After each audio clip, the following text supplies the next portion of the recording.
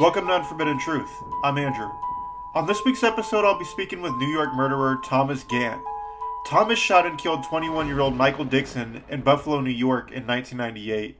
He was found guilty of second-degree murder and is currently serving a 25 to life sentence. I talked to Thomas about his life growing up, the crime that landed him in prison, and his experience as a hospice aide. Here's my interview with Thomas Gant. This is a prepaid collect call from an inmate at New York State Department of Corrections and Community Supervision. Where were you born? Okay, I was born in Buffalo, 1976, in the city, urban part, east side of Buffalo, to be specific, and born and raised there. What was your first positive memory as a child?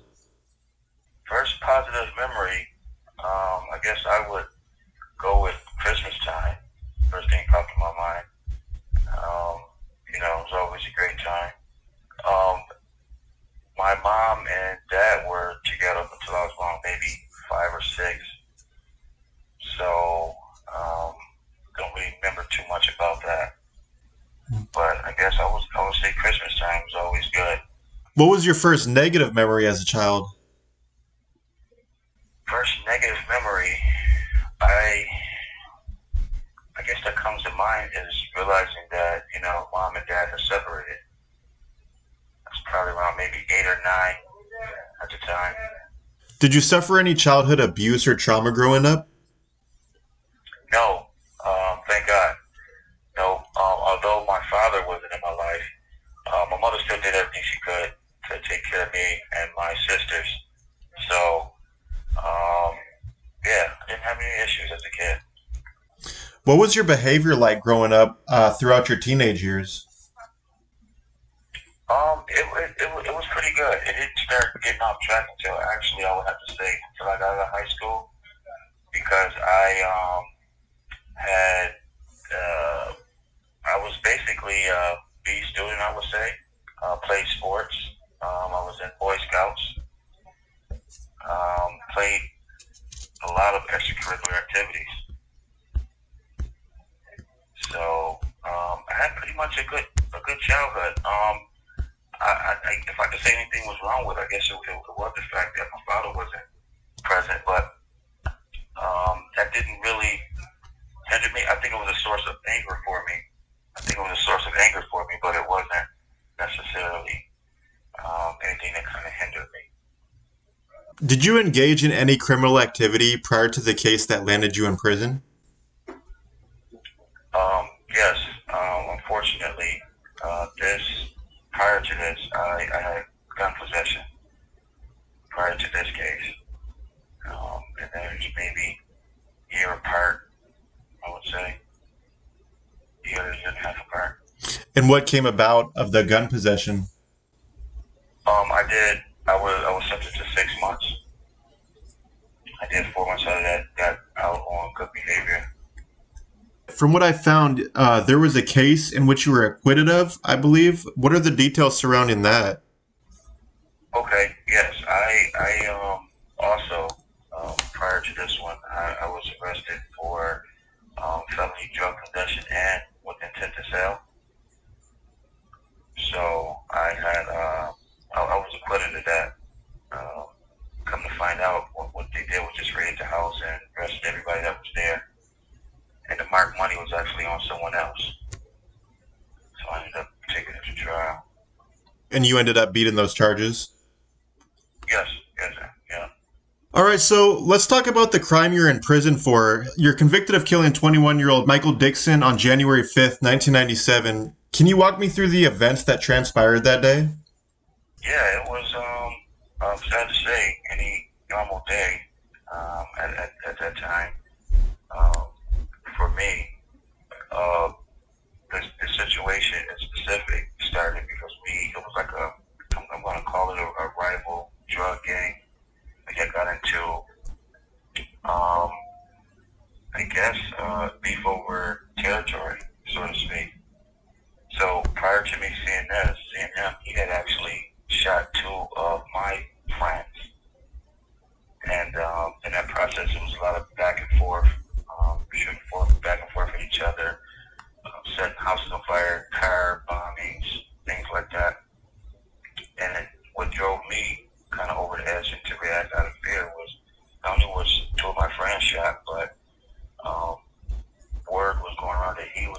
he had actually shot and killed someone else.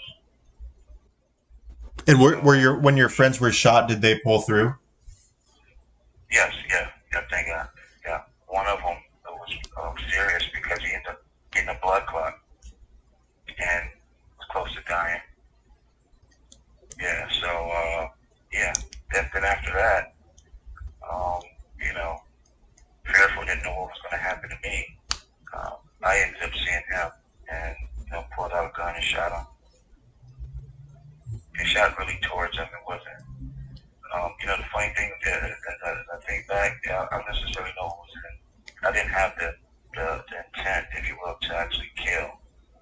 I did want to inflict, pain or retribution, something like that. My intent wasn't necessarily to kill him. So you're looking for more like street vengeance more than anything. Yeah, perfect. At the time of the crime, were you a part of any crime syndicates or gangs or anything like that? No, not in a traditional sense, and that's the funny thing because we didn't label ourselves a gang, but by definition we were. So it was a crew of maybe 7 or 8 of us, hung out every day, and our thing was just selling drugs. Was it just strictly selling drugs? You didn't go and like rob other drug dealers or any innocent bystanders? No. And the crazy thing is, Andrew, for me, getting involved with drugs, it was more so to make a better life for myself.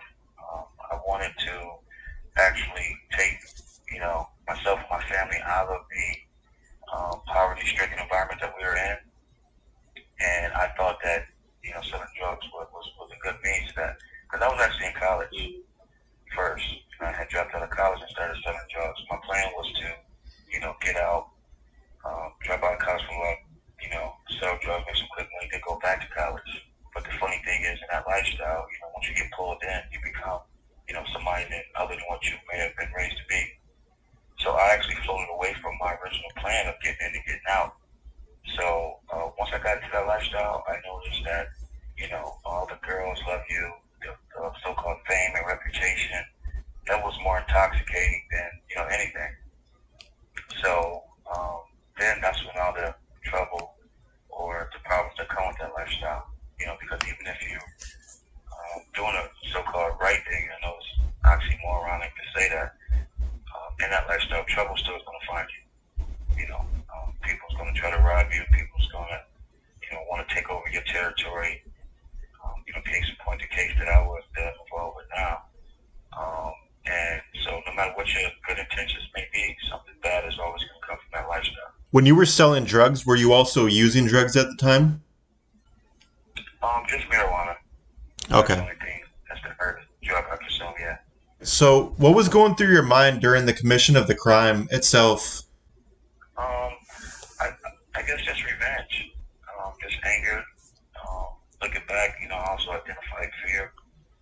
I have been shot at multiple times and didn't know what was going to happen to me. But I guess more than anything, just revenge and anger, And now, truthfully, I didn't even weigh the consequences. I don't know how somebody could, aim a gun at somebody, pull the trigger, and not expect, something so traumatic as death to occur. But that necessarily wasn't my intent. Was my intent to, exact revenge, level the playing field, and also have that type of respect. During or after the shooting, for that matter, there were 3 eyewitnesses to the crime. Several weeks after the crime, you stopped one of the eyewitnesses on the street and spoke to him. Do you remember the conversation you had with him? Yeah, here's the funny thing about that. That never even occurred.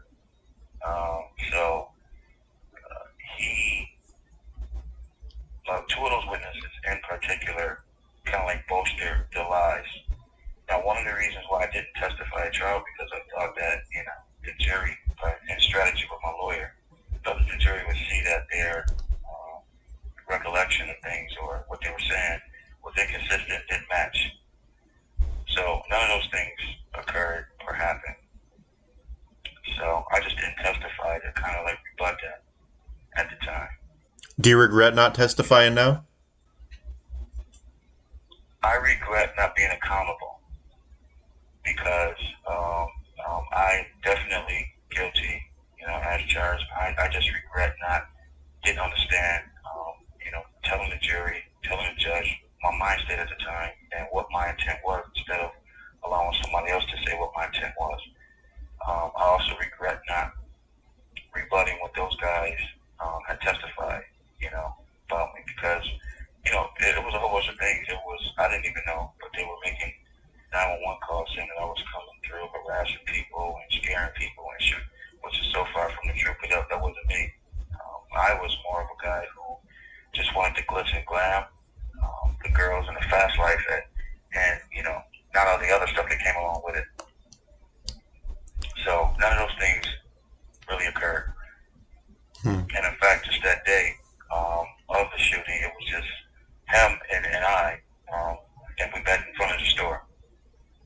So, 2 months after the shooting, you're pulled over during a traffic stop, and there's a warrant out for your arrest for the shooting. What was going through your mind as you were pulled over? What was the interaction like with the officer?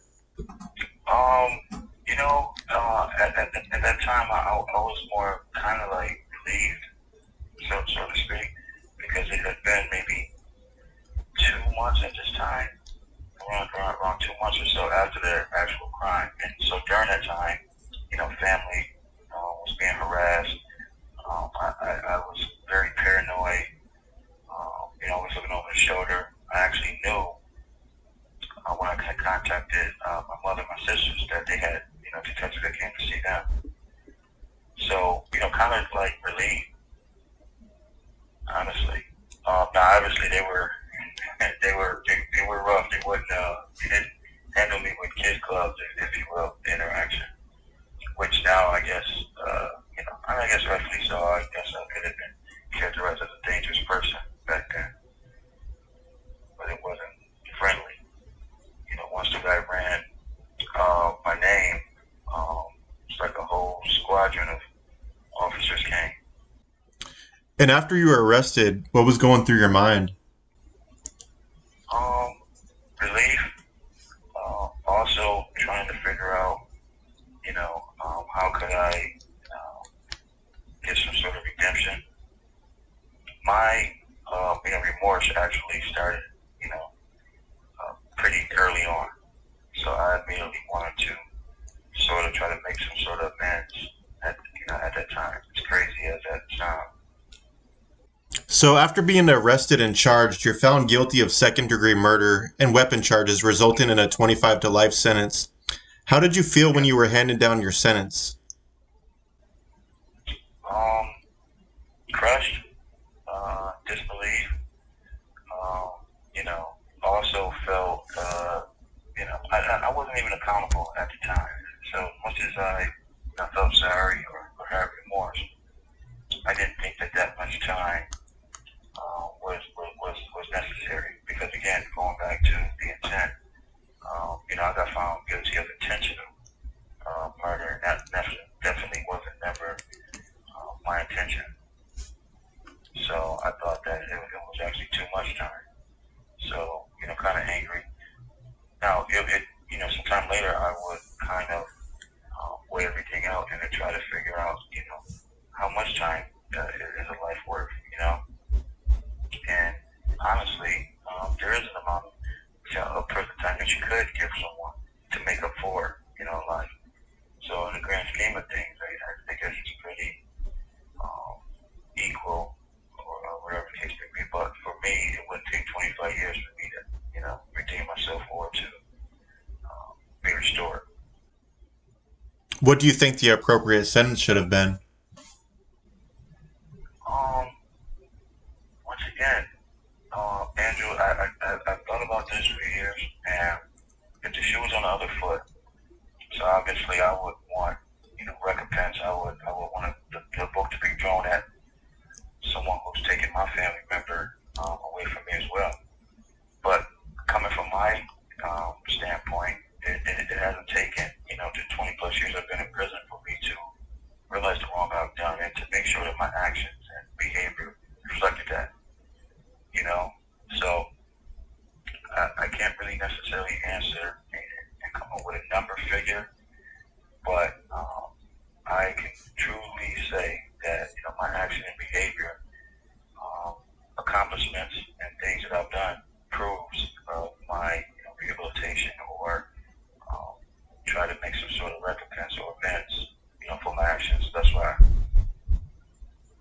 So you've been incarcerated since 1998. What does an average day in prison look like for you? Um, Now I try to fill my day out with a lot of different things. So whether it's reading, writing, I like to write, my spare time. I also have programs or a job that I do here. Like so right now, I work what we call outside maintenance. So it's like a cadre program. So I actually go outside the jail and take care of the lawns and areas around the prison. Um, so other than that, I volunteer. So I'm a youth mentor. I teach youth, obviously before the COVID and while business were going. But youth mentor, I'm an inmate peer educator. Teach different classes to my peers and try to get them ready for release. So I teach people transitional tools, how to perform interviews or write resumes. I'm also the commissioner of sports at this facility, so I kind of facilitate and officiate basketball games, football games here that we have. I do sign language, so I'm an aide for that. The thing that take up my most time right now is inmate liaison committee executive team member. So I actually meet with the administration and come up with solutions or ideas to try to alleviate any conflicts or any issues that we have around the prison. And that's just some of the things that I do. From time to time, I might take photos throughout the facility and also operate the facility movies and radio operation here. Outside of the thing that's also suspended right now is hospice. I'm a hospice aide, as well as like an end-of-life care program where we help dying inmates really make the transition peacefully as possible. But several of those things that I just named has actually been suspended because of the COVID restrictions. Let's talk a little bit about the hospice program. Of course, since COVID's going on, they've halted that right now. But prior to COVID, prior to the pandemic happening, what did hospice mean for you?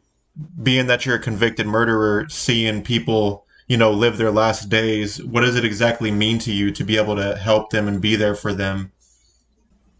Oh man, it's kind of hard to put into words, but it actually, has given me meaning. For me, it's a way to give back, and then more importantly, just to be there for somebody who's actually making that transition. There's two things that really matter most when a person is in prison. That's the day they come in and the day they leave. Nobody never wants to, but their life end in prison. So it's kind of like the worst thing. So, and obviously, people when they're transitioning, and transition is the word that we use in hospice instead of dying. But when someone's making that transition, you don't want to be alone. So most people are, scared, even angry, or don't even understand it. So just to be able to be there and to provide somebody with that comfort and care, it means a lot.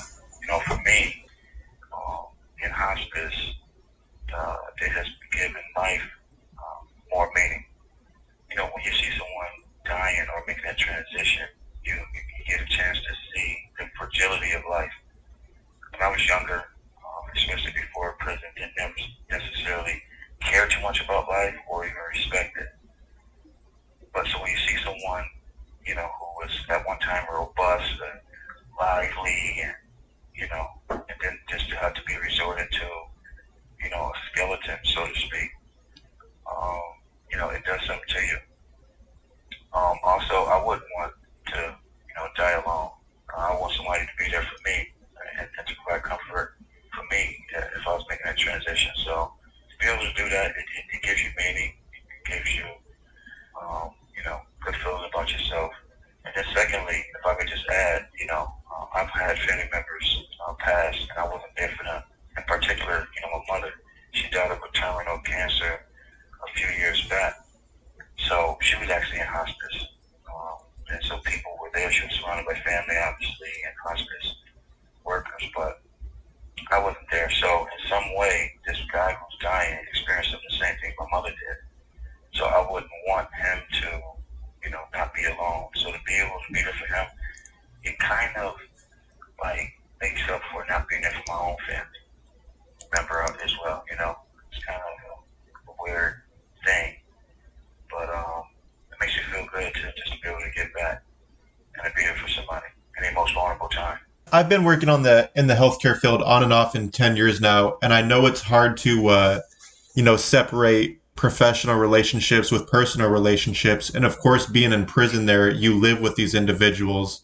Do you struggle to disassociate yourself at the end of the day personally with these people that are dying, considering that you are an inmate as well, like them? You don't, man. I still carry the memory of those guys. You said it right. In most cases, we become their family members. You got a different bond with them because you are both incarcerated, number one. But when you go there, you be with them every day. You help feed them, you help bathe them, wash them.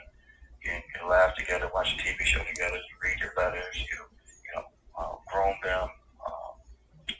So you form this bond, and in all actuality, it's tough when they do pass. It's crazy because we in hospice, and we know that the people that's in hospice is going to die.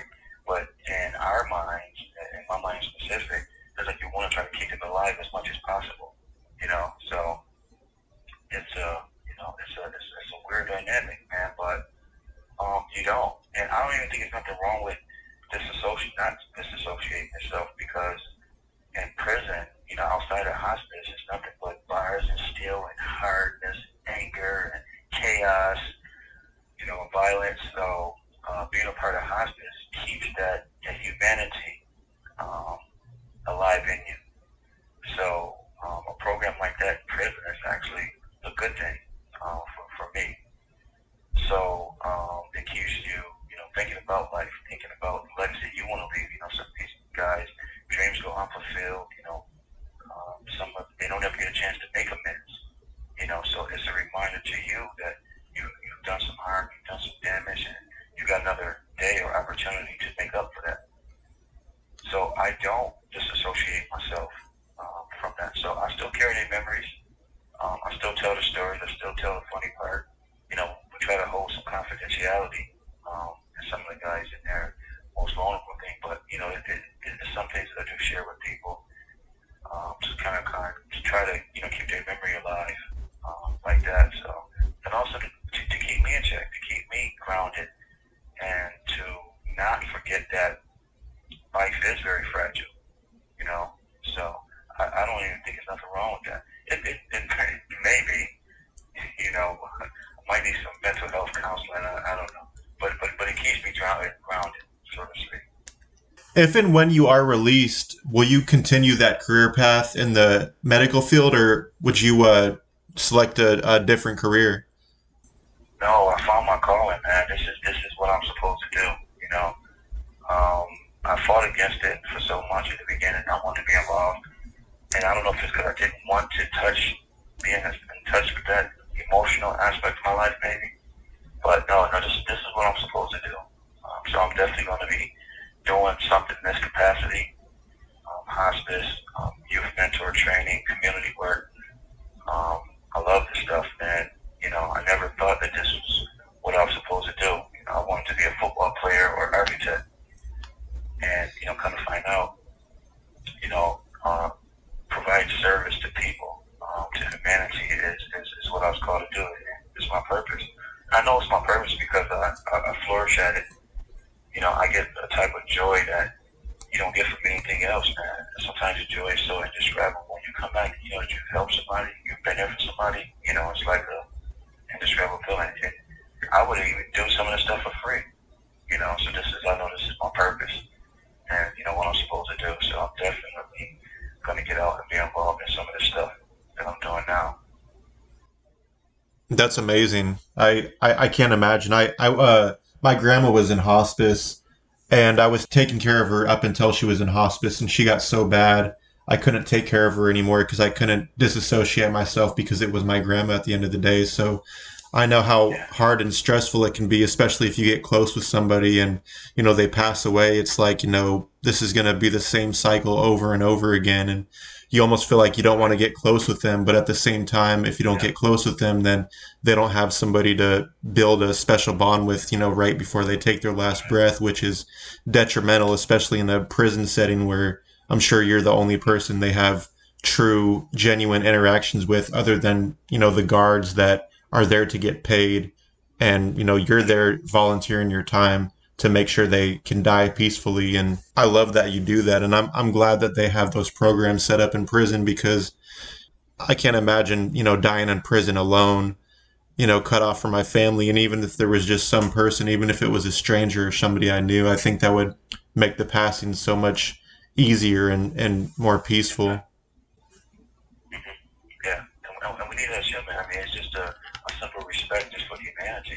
Everybody deserves that love, so as much as you don't want to deal with that hurt or that grief, at the end of the day, it's really not even about you, and I'm speaking for myself in specific. It's not even about me. It's about making sure that they die peacefully. Because, once again, Andrew, it's going to be one of us. Our time is going to come as well. So how do we want to go? How will we want to be treated as we were, departing? Before we conclude this interview, is there anything that you'd like to talk about that we haven't covered yet? I wanted to, just talk about the importance of recognizing these type of programs and the need more of them in facilities, but just the key of everybody needs and deserves, respect and care and love in their most vulnerable times. And I would like to be shown on the men that's in prison that's doing these things as well. Some great men, and this program is very meaningful to a lot of people. That was my interview with Thomas Gant. Thank you for listening.